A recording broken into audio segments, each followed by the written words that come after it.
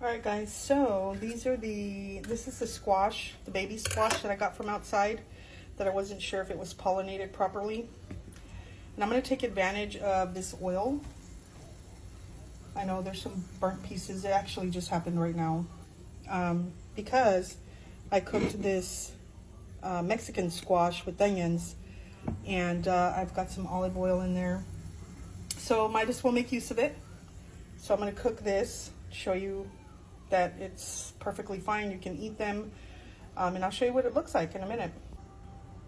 Okay, so here's a little problem I ran into. See that? So I'm just going to cut that off because it was perfectly sealed.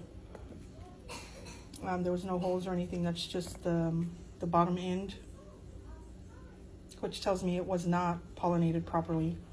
So I'm going to cut that off, and I'm cutting them in strips. The thicker ones, I'm cutting them that way, and then the smaller ones that aren't very thick, I'm just cutting them in half.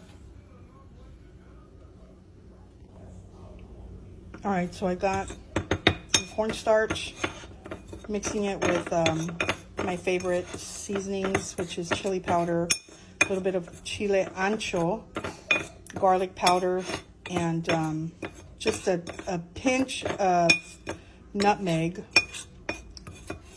and salt, and a little bit of pepper. And I am just going to brush these in there like that, just to get a very light, just to make them crispy. That's what the cornstarch is for. So I'm gonna drop them all in, and then I'll show you the next step. All right, and I cook it the same way. So you just grab your little veggies. Obviously that was not hot enough. I added a little bit more oil, by the way, because it was a lot more than I was anticipating. So now I have to wait for that to heat up, and then I'll drop the rest in there. I will drop the rest in there, and it's on medium heat, by the way. All right, we got them in there, sizzling away. Obviously you wouldn't use a big old pan like this when you're preparing something that small. Again, this big pan was used because I made some zucchini and onion in here, a Mexican squash actually. But you just leave it in there until it starts to brown, and it'll crisp up a little bit. And that's pretty much it. And then you can make a dip to dip them in. It's a wonderful snack, or you can use it as a side if you have enough of them. Obviously this is a very small amount. So I would probably just share it with my little grandson and just eat it as a snack. Pretty crispy. And the other bits are... And comment down below. Thanks, Raven. Thank you. You're welcome. Yummy. Those are making me hungry. They are?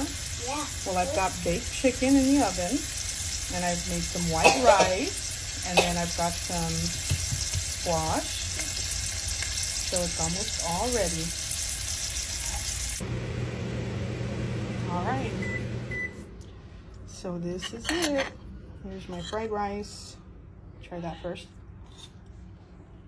And let's try this. I don't have a dip yet. I'm probably not gonna make one, but so good. Just need salt. A little bit of salt. Delicious. If you guys haven't tried the little ones, I mean, any of them would be good, but it's really, really good. All right, guys, God bless. We'll see you next time.